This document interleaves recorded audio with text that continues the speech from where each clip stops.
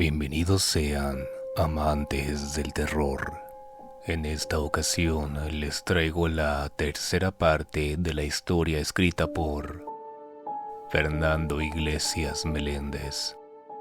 Hay un extraño periódico que solo se entrega a medianoche.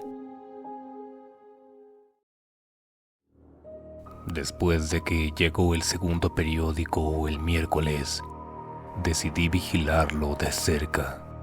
Intenté tomarle más fotografías, pero parece que intentar fotografiarlo arruinó la cámara de mi celular. Estoy tratando de arreglarlo. Coloqué el segundo ejemplar del periódico de la medianoche en la mesa de trabajo y comencé a vigilarlo ante cualquier cambio. Las horas pasaron, mis ojos empezaban a pesar. La fatiga parecía posarse en cada célula de mi cuerpo. Mi cabeza se sentía pesada como el plomo. Eran las 5 de la mañana del jueves cuando comencé a notarlo. Había hebras de humo elevándose desde las páginas negras. Me incliné para verlo de cerca, cubriendo mi nariz y mi boca con una mascarilla médica para evitar inhalar el humo.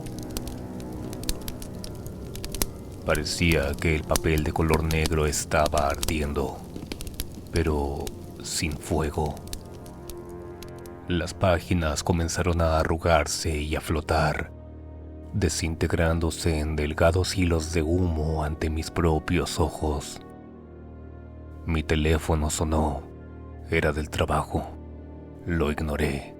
Tenía que seguir mirando.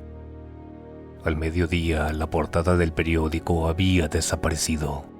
Las páginas debajo de esta comenzaban a arrugarse también. A las 10 de la noche solo quedaba una página. El jueves a medianoche se había desvanecido. Un día. El periódico se había quedado por 24 horas. Y entonces se desintegró. Repentinamente me encontraba agradecido de haber tomado la fotografía, sin importarme en lo más mínimo la cámara rota del celular. Me fui a dormir y soñé con humo negro y tinta blanca. Viernes. Otro periódico estaba por llegar a medianoche. No estaba preparado para otro. Estaba exhausto. Asustado, pero también extrañamente emocionado. Era raro en un sentido incomparable a cualquier cosa que había experimentado. Era como si hubiese un secreto, un mundo invisible que existía más allá de mi vida cotidiana. Y ahora me había topado con este, y yo no quería volver atrás. No me llamaron la atención en mi trabajo, pero había algo de tensión cuando marqué mi llegada el viernes. Da igual, no habrían podido entenderlo. Me gustaría ver cómo reaccionarían si recibieran el periódico de la medianoche en su puerta. 11:50 p.m. Me senté en mi pórtico. La puerta principal estaba cerrada detrás de mí. El tapete de bienvenida se posaba a algunos pasos por delante de mí. Había cambiado la bombilla de luz encima de mí por una nueva, solo por si acaso. A las 11:55 los vellos en mi nuca se erizaron. Parecía haber una extraña sensación de electricidad en el aire. También hacía demasiado frío. Un frío que se adentraba en lo profundo de mi piel, como si se envolviese alrededor de mis huesos. A las 11:58 un sabor metálico llenó mi boca, como si masticara una moneda. A las 11:59 mis ojos comenzaron a punzar y a soltar lágrimas, como si estuviese de pie frente a una fogata. Entonces sucedió. La bombilla no parpadeó. Simplemente se apagó de golpe. Estaba listo, con mi teléfono en la mano, Con tan solo unos toques encendí la linterna. Una mancha de oscuridad incluso más profunda que la que me rodeaba apareció sobre el tapete de bienvenida. Acerqué la linterna por encima de este y apenas podía distinguir el atado negro. Entonces, en un parpadeo, mi teléfono pasó de sentirse frío a arder al rojo vivo. Lo dejé caer. Escuché el cristal romperse. Lo extraño fue que lo escuché romperse antes de que hubiera impactado con el suelo. El aire alrededor parecía desaparecer. Ya no estaba respirando oxígeno. Ya no estaba respirando nada. Mis ojos se hincharon. Mi garganta sufrió espasmos. Entonces, la luz regresó y todo había terminado. El aire a mi alrededor era el mismo que había sido hace solo unos momentos. Tosí, mis pulmones gritaron pidiendo oxígeno. Lo devoré a bocanadas, sintiendo la cabeza ligera. Los oscuros tentáculos de una migraña ya empezaban a envolverse sobre mi cerebro como un tornillo. Me sobrepuse. Necesitaba ver si el periódico seguía ahí. Necesitaba saber si mi interferencia había causado que se lo llevaran. Suspiré. Estaba ahí. El mismo paquete negro atado con el mismo cordón negro. Lo traje dentro del estudio de mi papá. Usé el cuchillo para cortar el cordón y desenrollé los papeles. De nuevo, solo había un artículo, pero era más largo esta vez. Esto es lo que estaba impreso en esas páginas negras. La chica nueva. Un maestro encarcelado cuenta un extraño relato. El ex profesor de inglés Mark Bailey, quien fuera encontrado culpable de homicidio el invierno pasado, se encontraba sentado en la habitación para visitas en una prisión de máxima seguridad. Se veía demacrado, pálido, acechado. Estaba lejos de ser el joven y atlético hombre que aparecía constantemente en millones de televisores y celulares por todo el país. Bailey parecía tenerlo todo. Había enseñado en la preparatoria Roslin por casi una década. Era querido, con muchos estudiantes citándolo como la razón por la cual descubrieron la pasión por la literatura. Él era el entrenador no solo del equipo de voleibol de la preparatoria Roslin, sino también del equipo de pequeñas ligas del pueblo. Estaba casado con su amor de preparatoria, Holly Bailey, una maestra de jardín de niños. En apariencias, su vida no era simplemente inofensiva, sino que era incluso inspiracional. Es un hecho bien conocido que, en lugar de viajar a Europa o Hawái para su luna de miel, él y Holly eligieron unirse a los cuerpos de paz como voluntarios en África. Entonces, ¿qué fue lo que salió mal? ¿Qué transformó al Mark Bailey de hace 5 años, un querido entrenador y voluntario, en el Mark Bailey que ahora debe ser separado de la población general por su propia seguridad? La respuesta tiene un nombre: Stephanie Carson. Carson era un estudiante de último año que asistía a la preparatoria Hendrix. Era popular, inteligente, la jugadora estrella del equipo femenino de voleibol, y ya había sido aceptada en varias universidades de la Ivy League. La prometedora vida de Stephanie se vio interrumpida cuando, después de varias semanas de haber sido fuertemente acosada, solicitó una orden de restricción contra Bailey, quien después de esto irrumpiría en la casa de la familia Carson y la atacaría con un cuchillo. El juicio de Bailey fue llevado con la velocidad de un relámpago. Las evidencias se apilaban en su contra de tal manera que no dejaban lugar a dudas.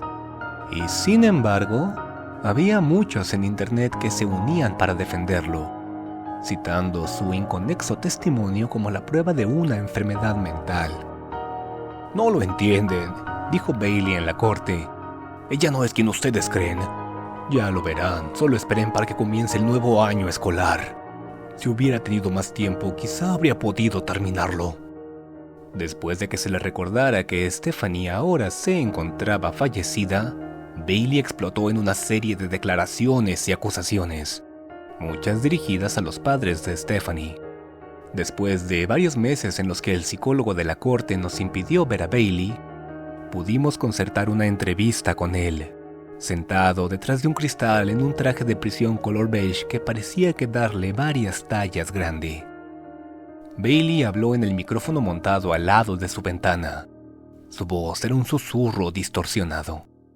Casi de inmediato, como si supiera qué era lo que le íbamos a preguntar, lanzó su historia. Su nombre primero era Mónica Campbell. Así es como yo la conozco. Era la chica nueva de ese año. Se había mudado desde California, o al menos eso fue lo que dijo. Se volvió popular al instante, bonita, de una familia con mucho dinero. Era la mejor en todas sus clases, solo 10, promedio impecable. Ella vino a la primera práctica del equipo de voleibol y todos podían ver que se convertiría en la mejor jugadora del equipo. También estaba en mi clase de inglés y ella parecía saber incluso más que yo. Podía citar a Yeats sin parpadear, aunque Oscar Wilde era su favorito. Logró ser aceptada en Yale, en Stanford también. Se fue a Yale a estudiar química. Una muchachita brillante. Incluso fue la reina del baile de graduación. Había algo sobre ella, como una chispa. Mónica era casi demasiado brillante, extrañamente inteligente. Parecía ser capaz de aprender cosas al instante y recordar cada pequeño detalle después. Mi auto se averió una vez, justo en la escuela. Debió haber una docena de maestros intentando ayudarme. Harrison, el maestro de ciencias, estaba jugueteando con el motor cuando Mónica simplemente se acercó. Le echó un vistazo al motor, se levantó las mangas como un maldito mecánico y comenzó a trabajar en él. Ella lo arregló. El auto arrancó de inmediato. Ella aparentemente hablaba japonés, alemán, francés, español. Solo pudimos confirmar el español y el francés, pero los hablaba fluidamente. Algunos maestros lloraron cuando se fue, diciendo que extrañarían oír su risa por los pasillos. Causó una gran impresión, obviamente. No sé nada sobre sus padres. Creo que su madre vino a la escuela 1 o 2 veces, vestida como si estuviese asistiendo a los Óscares o algo. Pero nunca la vimos después de eso o a su padre, ni siquiera para la graduación. Mónica dio el discurso de despedida. Fue el año después de eso cuando las cosas se volvieron raras. El primer semestre había comenzado cuando ya había otra chica nueva en la escuela. Su nombre era Natalie Creed. Se había mudado desde California. Se volvió popular al instante. Bonita, de una familia con mucho dinero. Era la mejor en todas sus clases. Solo 10, promedio impecable. Ella vino a la primera práctica del equipo de voleibol y todos podían ver que se convertiría en la mejor jugadora del equipo. También estaba en mi clase de inglés y ella parecía saber incluso más que yo. Podía citar a Shakespeare sin parpadear. Emily Dickinson era su favorito. Y se veía exactamente igual a Mónica. Todos preguntaban si estaban emparentadas. Ella dijo que no, pero había rumores. Tal vez una prima o una hermana perdida. Sus padres tampoco fueron a la escuela. Dio el discurso de despedida. Fue la reina del baile de graduación también. Fue aceptada en Harvard y en la Universidad de Nueva York. Se fue a Harvard para estudiar química. Fue raro, todo el mundo lo decía. pero parecían haberlo olvidado casi al instante. Yo era el único que seguía mencionando lo extraño que era.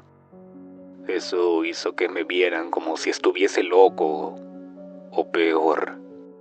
Así que lo dejé de mencionar. El año después de eso estábamos en un juego de voleibol en una escuela diferente. Y ahí estaba ella otra vez. Su nombre ya no era Mónica ni Natalie, era Jennifer Cook. Ella era la mejor jugadora del equipo, mejor que cualquiera de las nuestras. Sabía que algo estaba mal, pero el solo preguntar acerca de ella hizo que la gente me mirara como si estuviese enfermo. Ya hay suficientes historias de maestros obsesionados con una de sus estudiantes por los motivos equivocados. Pero ese no era mi caso. Ella se veía idéntica, actuaba igual, siempre se marchaba para estudiar química. Así que la seguí a su casa. Y la casa era una de las más grandes de la ciudad. Y eso que estamos en Long Island. No era la casa de Mónica, pero bien pudo haberlo sido. Entonces la vi. A su madre. A la madre de Mónica. Sabía que algo estaba mal, pero cuando le conté a mi esposa, ella me dijo que me estaba volviendo loco, que no podía seguir a nadie a su casa, que dejara en paz al estudiante de preparatoria. Era un maestro, por el amor de Dios. El año terminó. Cuando el siguiente año comenzó, fui a buscarla. Visité todas las escuelas en el área y la encontré. Su nombre ahora era Stephanie Carson. Ella se veía exactamente igual a Jennifer Cook, igual que Natalie Creed, igual que Mónica Campbell. No era solo su apariencia, sonaba como ella, se movía como ella, jugaba voleibol igual que ella. Volví a seguirla a casa. Era una casa diferente, pero del mismo rango de precio. Esperé hasta que cayera la noche para escabullirme. Había una ventana completamente abierta. No había ninguna foto familiar en los muros, solo obras de arte. La casa estaba completamente amueblada. No era una casa falsa ni nada. En verdad, debieron de haberse acabado de mudar. Aún no había nadie en casa, así que miré por todos lados. Tenía que encontrar alguna explicación. La puerta que llevaba al sótano estaba abierta. Y ahí es donde lo encontré. Era como un maldito laboratorio. Había máquinas que no pude reconocer. Un congelador del tamaño de una pared con cajas de Petri y tubos de ensayo congelados dentro. También había libros extraños, astronomía, ocultismo, demonología. Entonces ella se escabulló detrás de mí, silenciosa. Debió golpearme con algo porque me desmayé. Desperté en el hospital esposado a una camilla. Ahí estaba la policía, pero no mi esposa. Dijeron que Mónica, Stephanie, había puesto una orden de restricción contra mí, que la había estado siguiendo durante semanas. No parecían estar al tanto de que me había metido a la casa. Tal vez ella no quería que lo supieran. Mi esposa no estaba en casa cuando volví. Tampoco me contestaba las llamadas. Unas semanas después volví a su casa, como a las 4 de la mañana.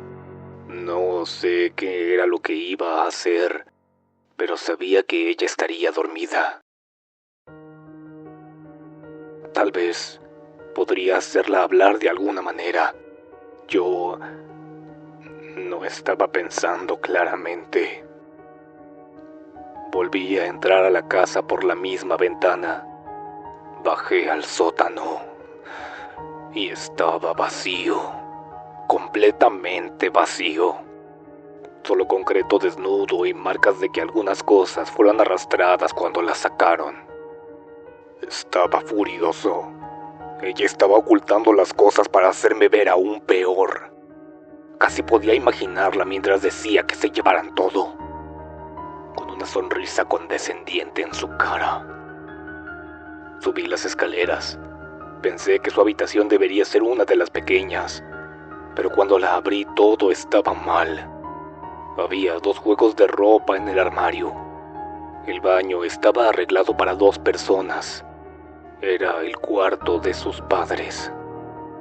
Revisé la otra habitación pequeña, pero estaba completamente vacía. No había nada en los muros, nada en el piso alfombrado, nada en el armario. Solo la recámara principal quedaba por revisar. Pero, ¿por qué le dejarían la recámara principal a su hija? Abrí la puerta. Ella estaba sentada en la cama esperando por mí, con una sonrisa en su cara. Le pregunté quién era en verdad. Le dije que sabía que ella había estado en mi clase, en mi equipo de voleibol, en mi escuela. Ella solo dijo una cosa, y eso fue suficiente como para hacerme perder el control. Esa no era yo. La jalé de la cama y la arrastré por las escaleras. Iba a mostrarle el sótano, ¿de acuerdo? Pero salió mal. Ella era más rápida que yo, más fuerte también. Me obligó a abrir los dedos para soltarla y se apresuró a la cocina. Entonces ella simplemente esperó junto a los cuchillos, como si estuviera incitándome a tomar uno. Así que saqué uno. Ella sonrió de nuevo. Entonces la apuñalé una y otra vez. Ella seguía sonriendo cuando la policía llegó. Más tarde dijeron que ella los había llamado, que se había escapado por unos momentos y que había llamado desde el baño. Pero eso era una mentira. Debió haber llamado desde antes que yo subiera a su habitación. Sus padres estuvieron en el juicio y eso es todo lo que supe. No parecían tristes, solo molestos, como si hubiese roto alguno de sus juguetes. Eran los padres, ¿se dan cuenta? Ellos están detrás de esto. Debería haber esperado a que llegaran. Debería haberlos matado a ellos en su lugar. Bailey se volvió frenético cuando la entrevista estaba por terminar, como un náufrago que veía un barco desaparecer en la distancia. Miren, ahora todo queda en ustedes. Vayan a todas las preparatorias de Long Island, tienen que encontrarla. Ella estará ahí. Es rubia, ojos azules, debe estar a punto de graduarse otra vez. Síganla a su casa. Atrapen a sus padres, háganlos hablar. Tienen que descubrir por qué. Encontraron a Bailey en su celda algunos días después. Se había masticado ambas muñecas.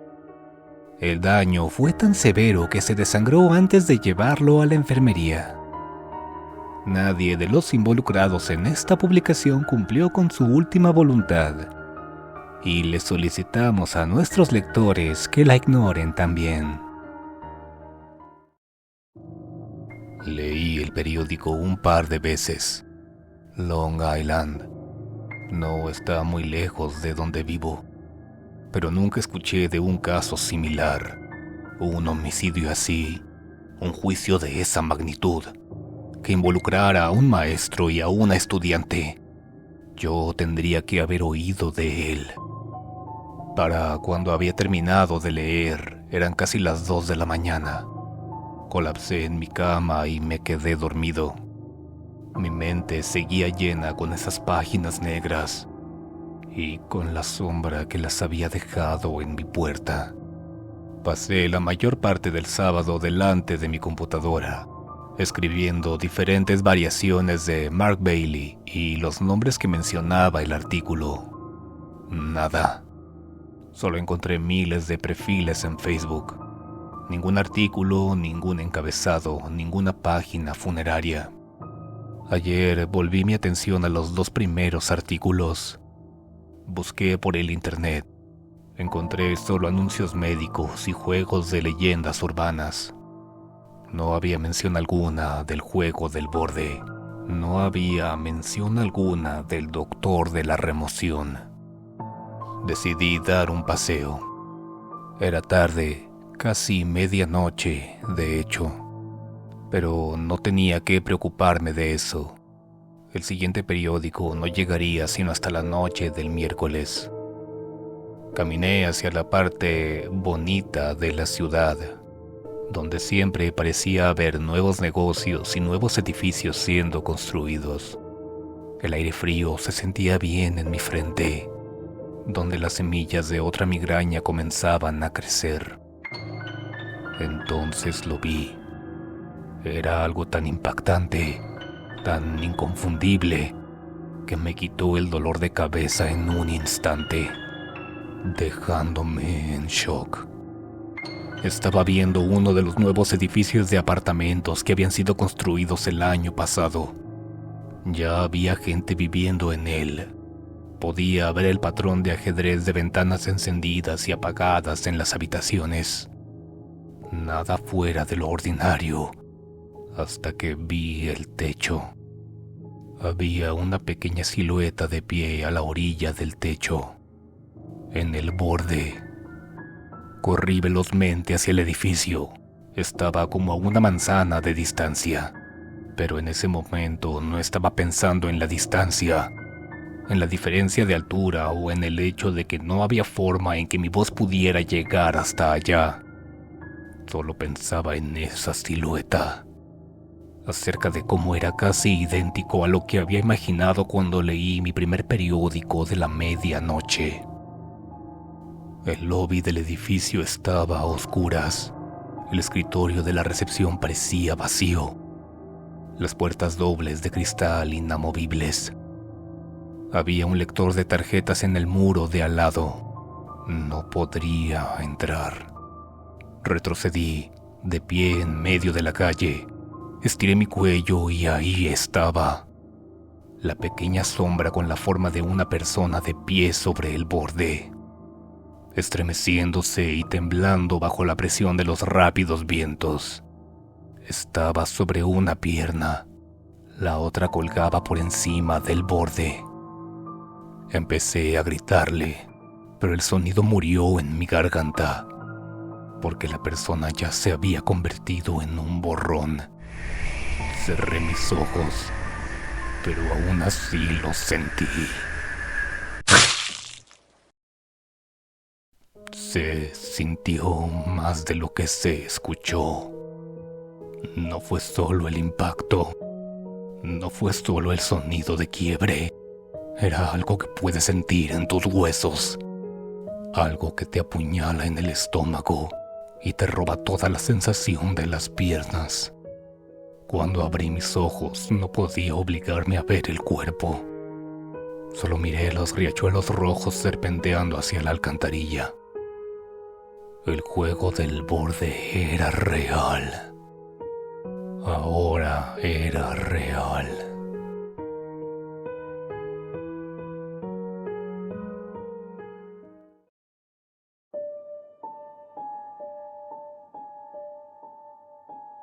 Gracias por haberte quedado hasta el final. En la descripción encontrarás los enlaces a la historia original y la música utilizada. Recuerda suscribirte para que no te pierdas ningún relato. Puedes enviar tus historias al correo que aparece en pantalla. Han escuchado al fantasma de la medianoche. Ya pueden descansar en paz.